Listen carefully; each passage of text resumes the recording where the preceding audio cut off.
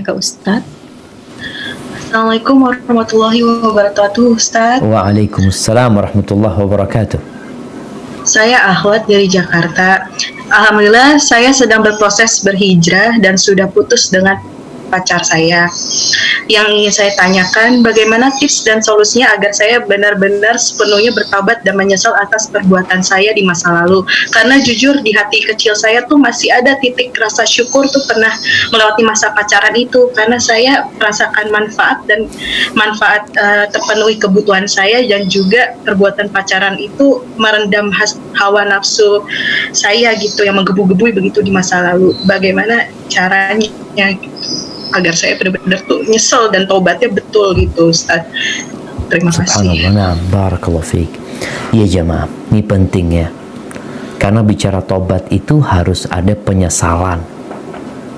Kalau tadi masih ada bangga ya, kadang kala bangga karena pernah pacaran sama fulan, apalagi merasa nikmat, merasa kenyamanan, maka taubatnya belum selesai.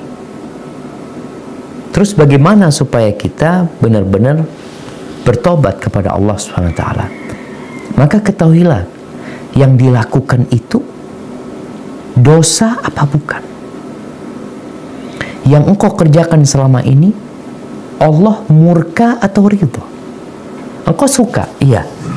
Kita tahu surga itu diliputi dengan perkara-perkara yang dibenci oleh jiwa, dan neraka itu dipagari dengan perbuatan-perbuatan, dengan kondisi-kondisi yang disukai dengan syahwat kita, dan kita senang menuju ke neraka. Jadi orang yang menuju ke neraka itu gembira, karena memang pagernya indah, menyenangkan. Maka tanyakan kepada dirimu, apa yang selama ini kau kerjakan itu diridhoin sama Allah apa dimurkai? Kalau engkau mengatakan enggak, kayaknya enggak dimurkain, ya berarti bukan perbuatan dosa. Kenapa harus disesali? Orang itu menyesal karena melakukan sesuatu yang dimurkai Allah Subhanahu wa taala. Kemudian ketika engkau merasakan ada yang tersalurkan dari syahwatmu ke situ, apakah penyaluran itu boleh atau tidak? Kalau ternyata Allah murka, maka engkau harus bertobat. Siapa yang lebih engkau cintai? Allah atau syahwat dan kemauan?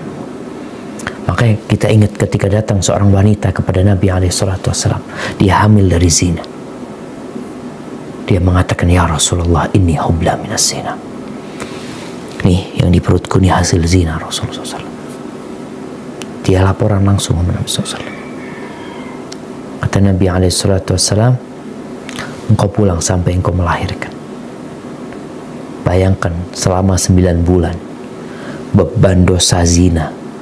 Dia merasakan syahwat, ada nikmat di sana, tapi karena dia tahu murka Allah Subhanahu wa taala, dia tahu bagaimana seharusnya dia dirajam, maka beban itu terus selama 9 bulan sampai bayi itu lahir. Dia gendong itu bayi, dia datang kepada Nabi SAW, ya Rasulullah, aku sudah melahirkan anak ini. Nabi SAW, Nabi menolak, dia mengatakan, engkau bawa pulang itu anak, kau susuin.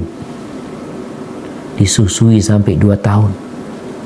Selesai disusui, dibawa lagi. Bayangkan 9 bulan plus 2 tahun. Dia terus menyesali dosa yang dia lakukan, karena dia kenal sama Allah. Dia tahu azab Allah itu pedih. Dia tahu bahwasanya Nabi Adam alaihi salam dikeluarkan dari surga karena satu dosa. Mungkinkah dia kembali ke surga dengan banyak dosa? Setelah 2 tahun dia kembalikan itu. Dia taruh itu bayi kepada Nabi SAW, mengatakan, ya Rasulullah, udah selesai. Nih anak udah bisa makan roti. Tohir nih ya Rasulullah, sucikan aku wahai Nabi. Subhanallah, nih perempuan dirajam sampai mati. Selesai dirajam mati, Nabi SAW mensolati itu perempuan. Salah seorang sahabat bertanya, ya Rasulullah, atusalli alaiha wa qad zanat. Gimana engkau mensolatin dia sedangkan dia sudah berzina? Udah berzina dia. Apa kata Nabi alaihi salatu wassalam?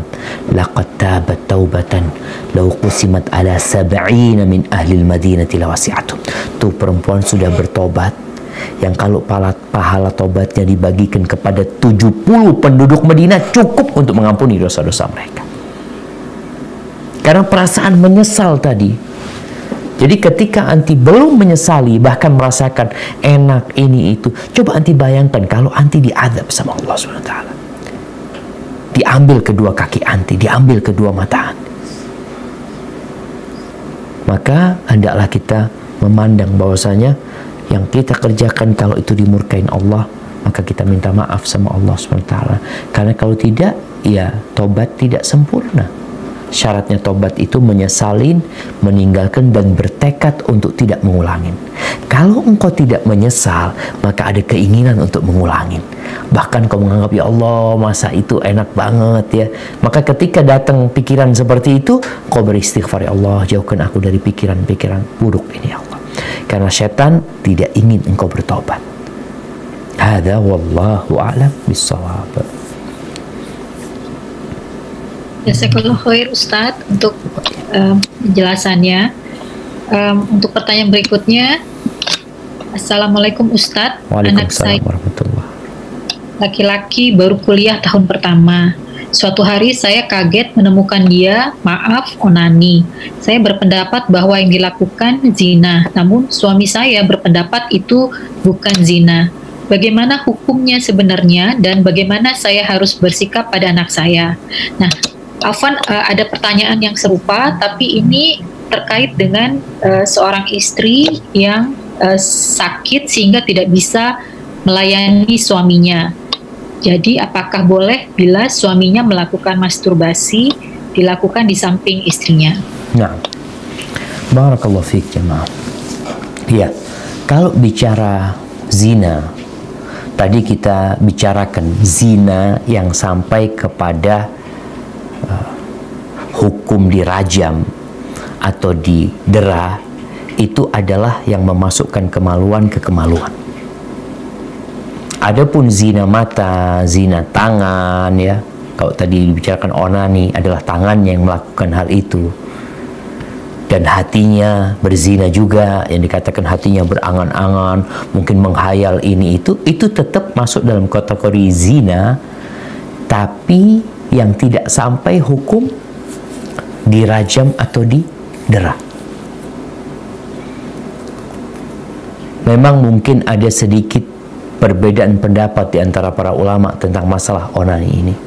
Tapi Allah Azza wa Jalla ketika menyebutkan laki-laki yang terhormat, laki-laki yang menjaga diri, walladzina hum li furujihim hafizun illa ala azwajihim aw ma malakat aymanuhum. Mereka adalah laki-laki, orang-orang yang menjaga kemaluannya, kecuali kepada istri mereka atau kepada budak mereka. Sehingga di sini selain itu masuk kepada perbuatan yang terlarang. Artinya Allah tidak mengarahkan orang kalau ingin menyalurkan syahwatnya, ya sudah onani, enggak. Menikah, atau kalau nggak mampu menikah, apa yang dilakukan? Puasa. Jadi bukan onani itu menjadi solusi. Tapi solusi buat orang yang tidak mampu untuk menikah adalah berpuasa. Sehingga ketika kita melihat seorang anak melakukan onani, ya dikasih arahan, dikasih tahu, dikasih nasihat mereka, diajak untuk berpuasa agar dia bisa menahan nafsunya, bukan malah dibiarkan. Karena kalau dibiarkan akan terus jadi penyakit buat dia. Bahkan ada orang-orang yang sudah menikah pun tidak berhenti melakukan itu. Na'udzubillah min dzalik. Tapi bagaimana sekarang kondisi seorang suami yang istrinya sakit? Apakah boleh dia masturbasi? Sama sebenarnya tadi, hukumnya sama aja. Terus bagaimana supaya boleh? Istrinya yang membantu dia. Jadi bukan dia sendiri yang melakukannya, tapi istrinya yang membantu dia melakukan itu, insya Allah nggak ada masalah, karena tetap bersama istrinya. Maka mungkin istrinya tidak bisa melayani, tapi sang istri bisa membantu suaminya untuk menyalurkan nafsunya dengan cara masturbasi dengan tangannya dia, bukan dengan tangan sang suami. Semoga hal itu tidak mengapa. Hadza wallahu a'lam bishawab. Jazakallahu khair Ustaz. Pertanyaan berikutnya, Assalamualaikum. Waalaikumsalam warahmatullahi wabarakatuh. Ana ingin bertanya, Ahsanallahu ilaikum Ustaz. Ana mempunyai teman laki-laki seorang gay. Ana mengenalnya sebelum Ana hijrah. Kami cukup dekat. Jarang yang tahu dia ini gay. Hanya Ana dan beberapa akhwat lain. Tidak ada pria yang tahu kecuali pasangan gay dia. Allah. Ana sering chat dengan dia Ustadz, menasehati dia. Ana khawatir dia semakin parah. Apakah ini diperbolehkan? Barakallahu fikum. Nah, jamaah ya. Kalau bicara kita punya teman akhwat, akhwat punya teman laki-laki, ingat ada batasan-batasan yang di dalam agama telah ditetapkan, ya, nggak boleh berkholwat sama dia, ya. Kalau bicara sama dia, bicara dengan nada yang tegas, yang biasa. Kalau memang tadi si laki itu adalah gay, ya, ini penyakit yang perlu diobatin. Sehingga tatkala anti memberikan nasihat, Anda rasa itu cara yang bagus. Watawasau bil haq, watawasau bis sabr. Walaupun dia lawan jenis, tetap kita kalau bisa memberikan nasihat yang sekarang mungkin dengan cara chat atau dengan via telepon pun, kalau kita mau berbicara sama dia, atau anti perlu mencari orang yang dapat menasehati dia sebelum penyakitnya ini parah. Anti kan tadi takut semakin parah dianya. Kita tahu orang yang kena kanker, kadang-kala kalau sudah stadium 4 itu udah berat. Tapi kalau masih di stadium pertama, kedua, ada harapan untuk diobatin. Maka Ana rasa anti perlu cari orang yang bisa ngasih nasihat dia. Orang tuanya, atau kawan laki-laki dia, karena dia kan nggak ketahuan kalau dia itu gay. Dia masih menyembunyikan hal itu. Dengan cara dia bergaul dengan perempuan, seakan-akan dia mau sama perempuan gitu ya, sehingga orang memandang dia nggak seperti itu. Dan anti tahu, berusaha untuk ngasih nasihat dia, imma via orang tuanya atau via orang-orang yang dekat sama dia yang tidak tahu kalau dia gay, sehingga bisa lebih menjaga diri dia. Hadza wallahu a'lam bishawab. Barakallahu fiik Ustaz. Berikutnya, alhamdulillah, masya Allah banyak sekali pertanyaan Ustaz. Afwan Ustadz mau bertanya, misal suami minta izin untuk ikut golf bersama teman-teman kantornya, apakah saya sebagai istri harus mengizinkan, padahal saya tahu kalau golf itu olahraga yang melibatkan caddy, asisten golf wanita-wanita, bahkan kalau turnamen sampai harus keluar kota dan istri tidak diperkenankan ikut. Teman-teman golfnya sih semua pria, tetapi jujur saya khawatir karena ada pengalaman kerabat saya yang suaminya rajin golf, akhirnya berselingkuh dengan caddy golf yang cantik-cantik, bahkan sampai berzina. Mohon pencerahannya Ustaz. Na'udzubillah, na'udzubillah. Nah, jamaah, golf ini olahraga apa sih? Olahraga jalan katanya dia. Jadi mereka olahraganya orang kaya. Katanya golf itu olahraganya orang-orang yang bisnis, sehingga di sana ada pembicaraan tentang bisnis macam-macam lah. Tapi sebenarnya suami nggak perlu izin sama istri. Mau main golf, mau main bola, suami itu pemimpin, komandan. Seorang suami kalau dia mau keluar rumah tinggal dia memberitahu. Yang namanya izin itu kan izin. Datang sama istri, istriku, aku mau main bola, boleh nggak? Nggak boleh. Oh ya udah, itu kan izin. Tapi seorang suami dia memberitahu istri, anak mau main golf, fadhal. Jadi kalau sang istri bertanya, dia ngasih izin atau enggak? Dia sekarang melihat yang dilakukan suaminya ini perbuatan mubah atau perbuatan haram. Ketika perbuatan haram, bukan dia memberikan izin, tapi dia memberikan nasihat kepada suaminya untuk tidak melakukan itu. Karena sejatinya sampaikan kepada suami, bang, engkau nggak perlu izin sama aku mau kemana. Kau suamiku, engkau pemimpin di rumah ini. Tapi aku hanya berpesan bertakwalah kepada Allah SWT. Kalau bicara main golf, ya Anda sampai baca. Hari ini Anda membaca. Ada istilah perbudakan untuk wanita-wanita cantik. Mereka itu dibeli sebenarnya. Na'udzubillah. Dieksploitasi mereka oleh para lelaki yang memiliki uang. Si perempuan pun juga mau karena dia memang cari uang. Ini sebagian perempuan seperti itu. Maka sampaikan kepada suami, kalau engkau mau main golf, tafadhol. Silahkan bang, itu hakmu. Tapi pesanku bertakwalah kepada Allah. Apa harus pakai caddy perempuan? Kenapa harus pakai caddy perempuan? Emangnya kalau perempuan itu ngambil bolanya lebih tangkas? Kalau laki-laki nggak tangkas gitu jamaah. Atau ada sesuatu yang dilihat, fitnah mata lagi. Yang kadang-kala sebagian mereka adalah masih pelajar-pelajar ya, yang mereka memang cari duit, pakaian mereka seksi. Na'udzubillah, ketika seperti itu engkau katakan kepada suami, bang kau mau kemana fadol, tapi jangan berbuat dosa. Mungkin seperti itu. Jadi kalau bicara main golf, apa ada caddy laki enggak? Ada, tapi sekarang jarang kayaknya, Ustaz. Kenapa nggak laku kalau laki ya? Mungkin. Nggak menarik buat bapak-bapak ini, nggak menarik kalau laki-laki. Na'udzubillah. Berarti memang sudah ada unsur dosa di sana. Kenapa harus pakai caddy perempuan? Ada unsur dosa. Itu perempuan sendirian di tengah laki-laki lagi. Maka kesampaikan kepada suami, jadi bukan anti memberikan izin kepada dia, tapi anti menyuruh dia bertakwa kepada Allah SWT. Kalau abang mau olahraga, alhamdulillah banyak olahraga yang lainnya. Kalau bicara ini untuk bisnis, untuk itu, nggak apa-apa abang sama koleganya, sama kawan-kawan, tapi tahu yang kita cari itu rezeki yang berkah, yang halal. Jangan sampai, apalagi tadi dikatakan punya pengalaman, kalau pengalaman, banyak pengalaman orang-orang yang selingkuh dengan mereka yang ada di lapangan sana. Jemaah, semoga Allah menjaga.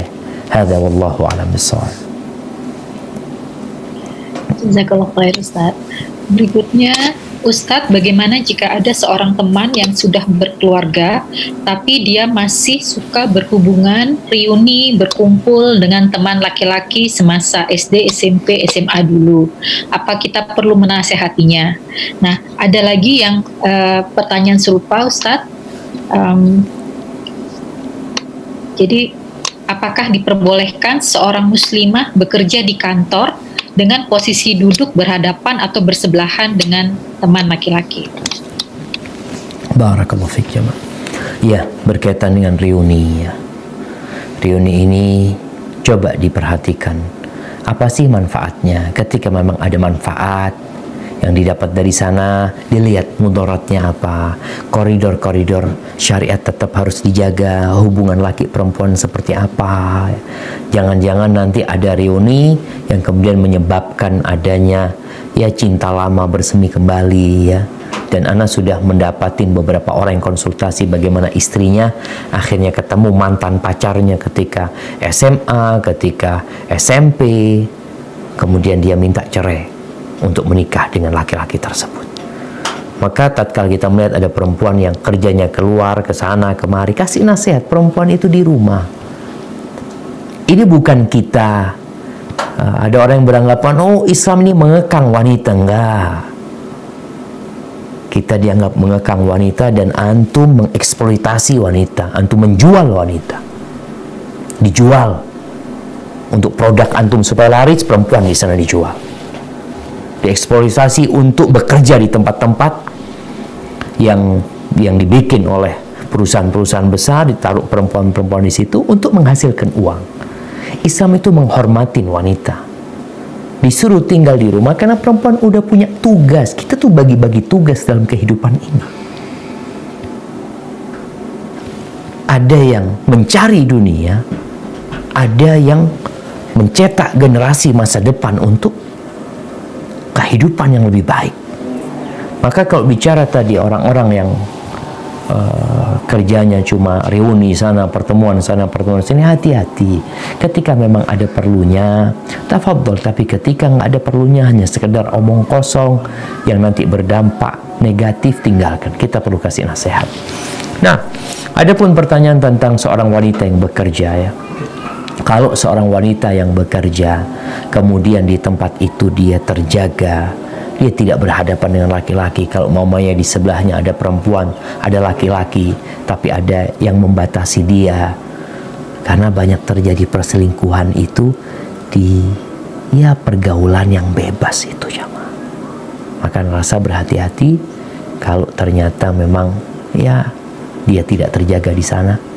Laki-laki ngajak ngomong dia, godain dia, apalagi dia sendirian di sana, maka saatnya kau meninggalkan tempat itu, cari tempat pekerjaan lain. Hadza wallahu a'lam bissawab. Masih ada waktu ya Ustaz? Ini ada ya 3 menit lagi nih. Insyaallah. Ustadz, Ana masih suka menonton film, baik film barat atau Korea, atau YouTube yang sedang hits tentang remaja yang jatuh cinta. Kadang Ana suka terbawa emosi, baik terhadap pemain filmnya, kalau di film-film, atau rasa cinta-cinta lucu tentang remaja di YouTube tadi. Namun Ana insya Allah setelahnya tetap sadar, ini hanya kadang iseng sementara dan kembali ke realita. Apakah ini sudah termasuk zina, Ustadz? Mohon pencerahannya. Barakallahu fikum. Ya jemaah, Allah Azza wa Jalla mengatakan wala tattabi'u khutuwati syaitan. Jangan mengikuti langkah-langkah syaitan. Allah berfirman, ya ayyuhalladzina amanu dkhulu fis-silmi kafah. Wahai orang-orang yang beriman, masuklah ke dalam agama secara kafah, secara seutuhnya. Jangan mengikuti langkah-langkah syaitan. Kita sebagai seorang muslim berusaha untuk menerima agama ini seutuhnya. Ya, memang manusia terjebak dalam dosa, melakukan kesalahan. Tapi Allah mengingatkan jangan ngikutin langkah-langkah syaitan. Ketika tadi dikatakan ya awalnya mungkin hanya melihat, hanya iseng, lama-kelamaan orang itu jadi ngefans sama pemain film tersebut, jadi cinta sama pemain film tersebut, dan apa yang dia tonton itu menginspirasi dia untuk melakukan apa yang dia lihat. Ketika dia menikah nantinya, umpamanya dia tidak mendapatkan apa yang dia tonton, dia akan menyesal, bahkan dia akan menjadikan rumah tangga dia seperti neraka nantinya karena tidak seperti yang dia rasakan. Jadi tatkala orang itu menonton, kemudian dikatakan tadi, setelah itu anak sadar lagi, nanti datang lagi bisikan setan, dan lama-kelamaan engkau akan kecanduan. Berapa banyak orang yang kecanduan drakor, bahkan mereka sudah udah gila sama, bukan gila ya, udah terlalu cinta sama pemain-pemainnya seperti itu, sehingga tidak sama kalau dia menikah sama suaminya, dia lihat ya Allah kok seperti ini suamiku. Maka nasihat anak, tinggalkan. Dan Nabi SAW berpesan, ittaqillah haitsuma kunta, bertakwalah kepada Allah dimanapun engkau berada.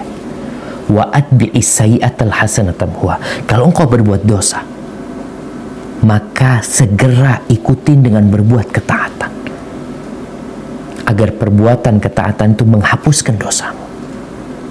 Artinya ketika kita terjebak dalam dosa, kita tidak terus-terusan dalam dosa itu, tapi kita segera bertobat dan memperbanyak amal soleh agar dosa-dosa itu tertutupi.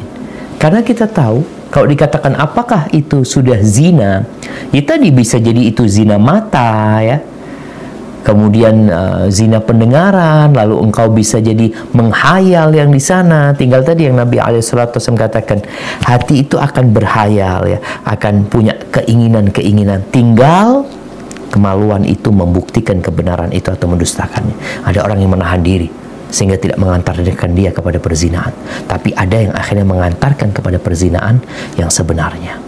Jadi Nabi SAW telah memberikan arahan-arahan kepada kita, jangan sampai kita terjebak dalam perzinahan. Salah satunya, tundukkan pandangan, jaga pandangan, dan jaga pendengaran, jaga lisan kita, agar Allah menjaga kita dari perbuatan zina ini. Hadza wallahu a'lam bishawab. Ustaz, Hidup saya saat ini benar-benar hampa.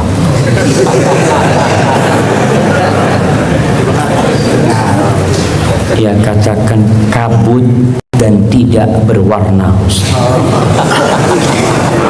Kemana-mana sendiri.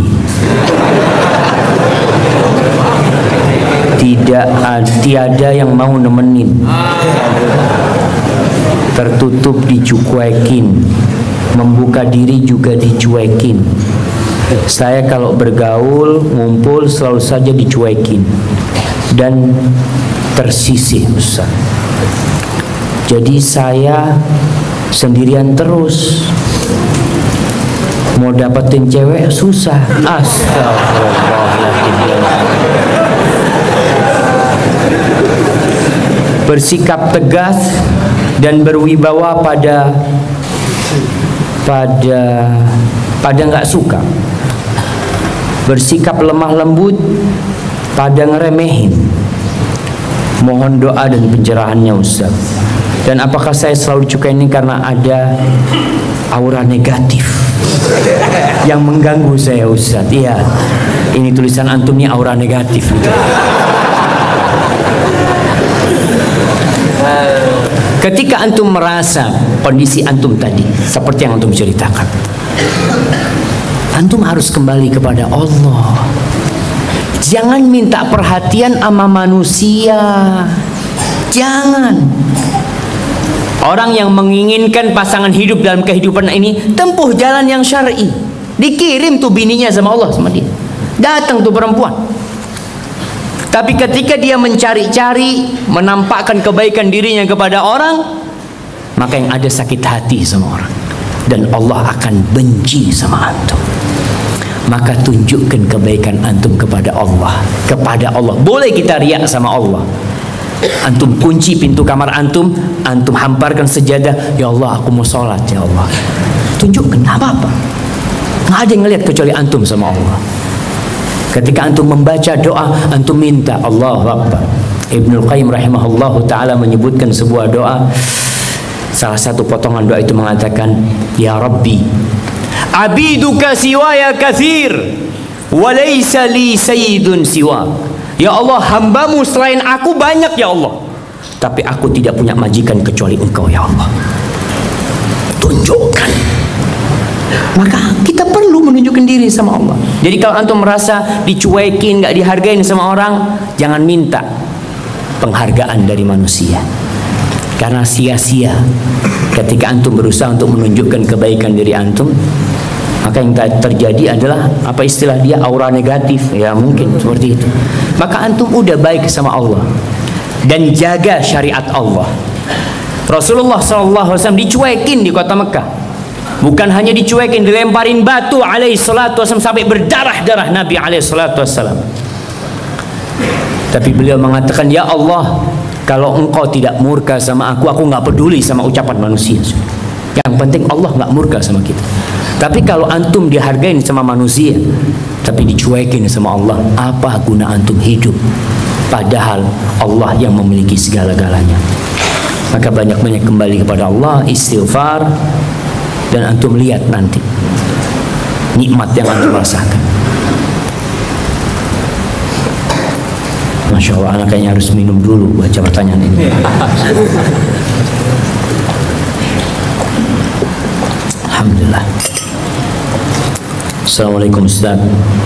Saya punya cita-cita poligami. Status saat ini single, jamaah. Satu belum dapat, jamaah. Nah, dan rencana ingin menikah akhwat soleha, tapi orang tua melarang anak poligami. Bagaimana menyikapi, Ustaz? Antum satu kan belum dapat. Nah, jamaah, ingat poligami itu hukum yang paling kuat. Poligami itu boleh dan bukan sunnah. Boleh. Makanya sebagian ulama mengatakan, ya kalau antum cukup dengan satu, ya cukup sama satu. Wah Ustaz, anak kepingin menghidupkan sunnah. Ini sunnah yang bersyarat. Yang pertama, kalau antum butuh, fadhol. Tapi kalau antum nggak bisa berbuat adil, antum butuh tapi nggak bisa berbuat adil, cukup satu. Cukup satu.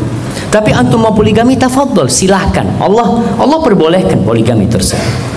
Kalau antum bisa adil, mudah-mudahan poligami antum diberkahi sama Allah. Tapi antum satu belum dapat, maka minta sama Allah istri yang soleh. Bisa jadi antum punya istri yang satu itu kayak 4 nanti. Nah, ada yang seperti itu. Tapi ada orang yang enggak, kayaknya Ustaz ana harus mencari wanita lain. Kalau antum mampu berbuat adil, tafadhol, kita dukung. Tapi usahakan jangan sampai antum mencoreng syariat poligami. Karena ada orang-orang yang poligami akhirnya membuat akhwat yang lain jadi takut di poligami gara-gara antum. Maka hati-hati. Iya, kita berusaha jangan sampai syariat Allah ini dipandang jelek. Jadi kalau antum punya keinginan untuk poligami, fadhol, nggak ada masalah. Tapi lihat nanti ketika antum memang membutuhkan. Yang jadi masalah, sebagian orang tuh berpikir poligami harus zen, enak, macam-macam dia kayak gitu. Antum lihat orang yang poligami, betul ada enaknya, tapi juga susah juga dia.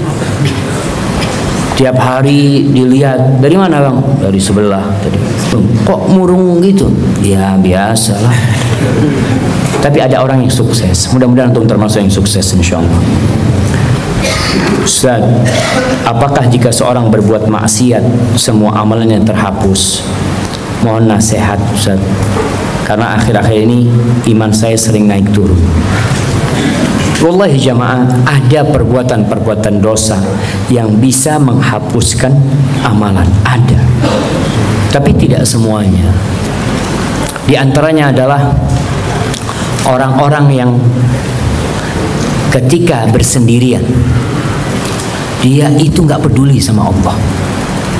Dia langgar semua aturan-aturan Allah. Tapi kalau ada orang, dia seperti orang yang taat sama Allah, maka hati-hati, bisa gugur amalan antum ketika itu. Maka ketika antum berbuat dosa, langsung bertobat. Dalam kondisi iman sedang naik turun, perbanyak zikrullah. Perbanyak zikrullah. Ala bi zikrillah tatmainnul qulub. Di sini seorang kalau dia merasa ya Allah banyak perasaan yang nggak enak, bisikan-bisikan untuk berbuat dosa, zikir. Perbanyak zikir pada waktu itu. Cari waktu-waktu tersendiri. Di masjid mamanya anak kalau di kamar nggak bisa zikir Ustaz.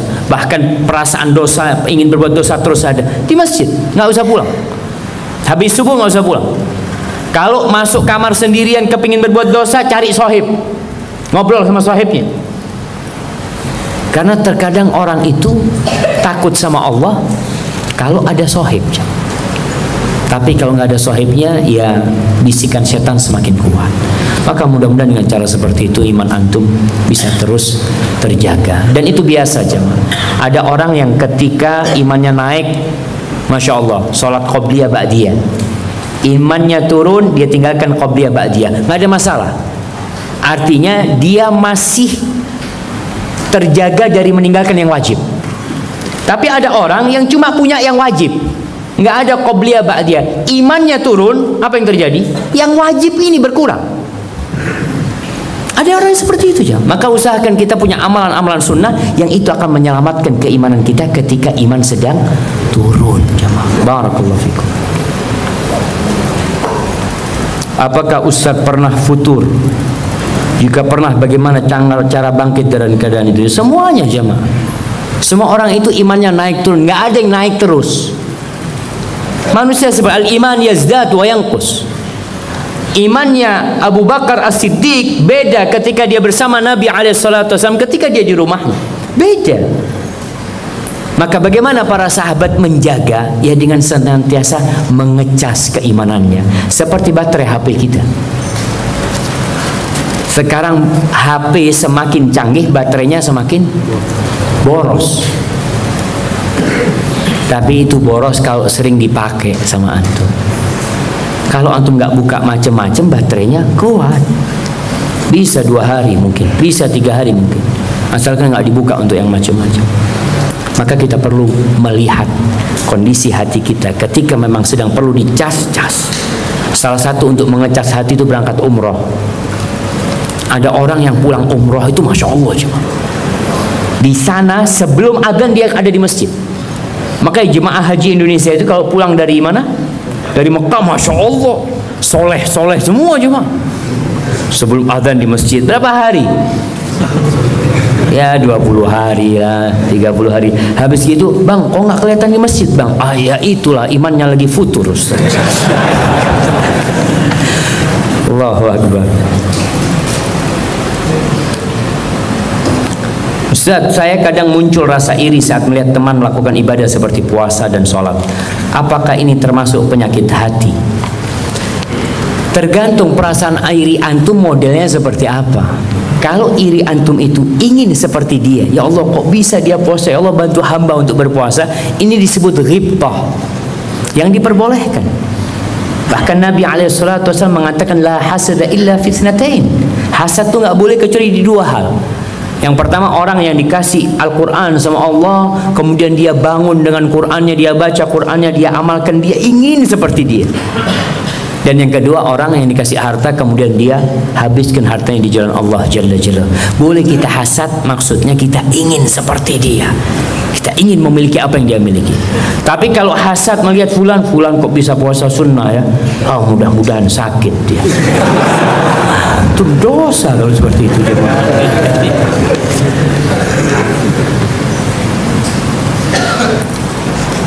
Ustaz, apa hukumnya utang bank syariah untuk menikah?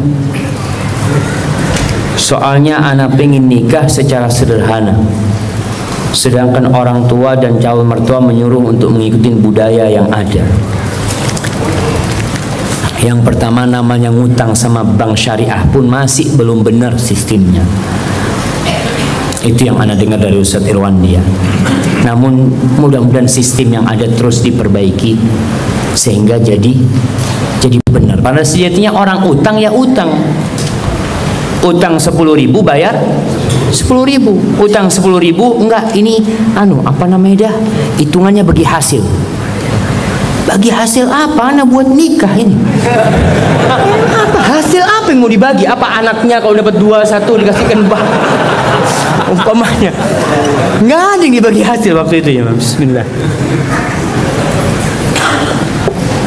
Jadi kalau sistemnya alhamdulillah sesuai dengan syariat fadl, artinya utang memang ngutangin. Maka dalam posisi seperti ini antum datang ke orang tua, ayah, ini aja. Nikahnya sekarang, walimahnya kalau punya duit. Artinya besar-besarannya kalau punya duit. Bilang sama orang tua. Janji ya, janji insya Allah kalau punya duit. Kalau sampai mati antum nggak punya duit ya sudah, udah jadi istri antum kan, selesai. Bisa ngomong seperti itu. Artinya antum ada keinginan. Memang jamaah ini yang mempersulit pernikahan, khususnya di beberapa daerah ya. Kalau nggak salah di luar Jawa itu ada yang nikah maharnya mahal banget. Siapa yang dari Makassar di sini? Nah, udah nikah antum? Kenapa belum nikah? Oh masih kuliah, tapi fulus sudah siap untuk nikah insyaallah. Berapa maharnya kalau di sana? Uang panai. Iya. Kalau versi dari kamu biasanya ratusan juta. Ya mah, versinya ratusan juta, masya Allah. Di kampung sana boleh diutang. Allahu Akbar. Nggak boleh diutang jemaah, makanya cari di Jawa aja antum nanti. Kalau di sana ratusan juta jemaah.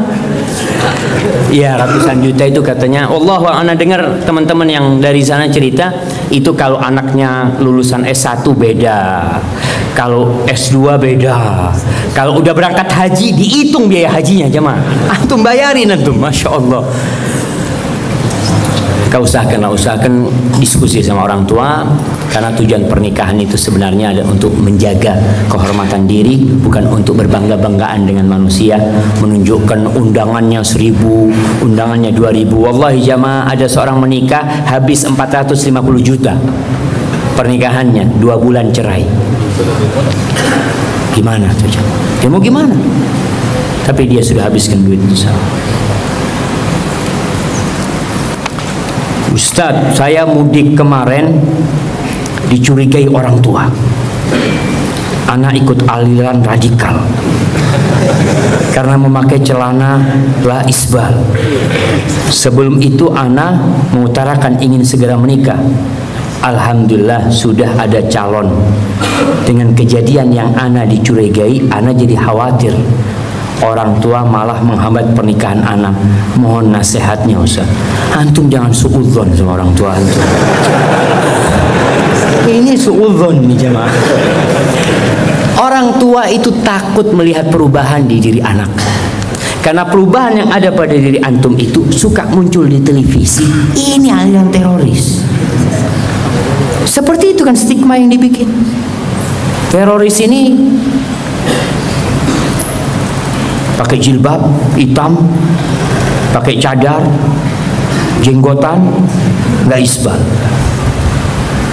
Akhirnya orang tua terekam melihat anaknya, aduh, melo aliran opo gitu. Ikut aliran apa ini anaknya kau? Itu perasaan seperti itu ada. Maka antum perlu jelaskan sama orang tua. Tunjukkan kalau antum enggak bu, ini Nabi yang menganjurkan seperti ini. Kalau tanya ikut aliran apa, enggak ikut aliran apa-apa. Saya Islam seperti ibu lah. Cuma anak udah mulai ngaji bu. Selama ini kan anak Islamnya keturunan. Tapi sekarang anak mulai ngaji. Oh gitu. Kemudian tunjukkan kalau antum anak yang berbakti sama orang tua. Berkaitan perasaan antum takut orang tua tidak setuju dengan pernikahan antum, ya itu hanya perlu negosiasi sama orang tua. Datang ke orang tua, mudah-mudahan orang tua akhirnya memberikan izin pada antum. Assalamualaikum Ustaz. Waalaikumsalam warahmatullah. Insyaallah ana besok akan melangsungkan pernikahan. Ana mohon doanya Ustaz agar rumah tangga ana menjadi keluarga sakinah, mawaddah warahmah dan dikaruniai anak-anak yang banyak yang akan menjadi generasi Rabbani. Semoga kami segera diberikan momongan Ustaz. Masya Allah. Ya, ana doakan semuanya juga jamaah. Semoga yang belum menikah segera menikah. Yang mau menikah mudah-mudahan pernikahannya diberkahi oleh Allah Jalla Jalaluhu. Masya Allah, tolong dibaca. Tolong dibaca jemaah. Semoga kita bisa berjumpa dengan Rasulullah SAW. Amin jemaah, mudah-mudahan jemaah. Bagaimana caranya dosa bisa berjumpa dengan Rasulullah SAW dan bisa berjabatan tangan dengan beliau? Apakah masih ada kesempatan ana Ustaz? Syukran. Bagaimana kiatnya? Terkadang air mata menetes ketika mengingat terus pengorbanan Nabi SAW. Wallahi jamaah rahimakumullah, siapa yang tidak ingin berjumpa dengan Nabi SAW? Antum bisa ngelihat di dunia orang-orang yang kepingin ketemu sama fans bola umpamanya, atau artis yang datang. Ada istilahnya apa kalau artis datang itu? Meet and greet. Ya. Apa? Itu orang sampai histeris jemaah. Wah, ada yang pingsan-pingsan. Sama manusia kayak gitu. Lalu antum mengaku ummatu Muhammad sallallahu alaihi wasallam, antum mengaku sebagai followernya Rasulullah sallallahu alaihi wasallam, tapi antum nggak pernah ingin berjumpa sama Nabi alaihi wasallam. Pertama, kalau antum ingin berjumpa sama Nabi alaihi wasallam, antum kenali Nabi alaihi wasallam. Antum pelajari Nabi itu kayak apa sih? Sehingga kalau antum nanti bermimpi umpamanya di dunia ini, antum lihat, oh ternyata Nabi yang antum lihat. Kiat-kiat agar kita bisa berjumpa dengan Nabi SAW kelak di akhirat nanti adalah menjalankan agamanya sesuai dengan yang dijalankan Rasulullah SAW. Menghadapi banyaknya pertikaian, perselisihan yang ada, antum gak usah ribut. Antum cari sunnah Nabi SAW. Kenapa? Karena dengan sunnah ini kita akan bersatu.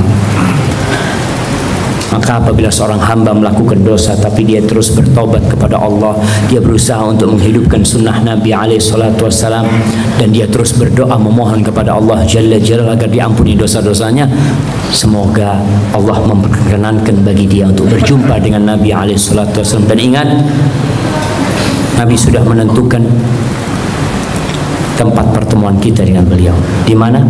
Di telaga Nabi alaihissalatu wassalam.